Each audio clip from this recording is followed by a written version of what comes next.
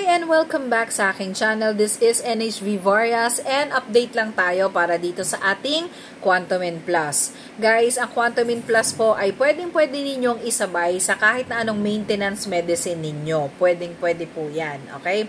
So, ang Quantumin Plus natin ay nakakatanggal, nakakalinis ng mga toxins sa katawan natin. Mas maganda po itong ini-intake bago tayo kumain ng kahit na ano, lalo na kung kagigising lang natin sa umaga. Ipapatak lang natin siya sa tubig. Hindi po kailangan na malamig.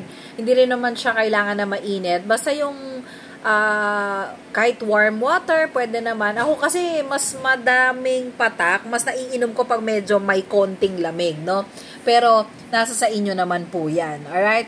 And ang pinakapatak ko sa umaga talaga, hindi kasi patak talaga guys. Ang ginagawa ko, piswit talaga. Yung isang piswit na gano'n, kung ano yung lumabas, yun na yun. Hindi na ako nagbibilang.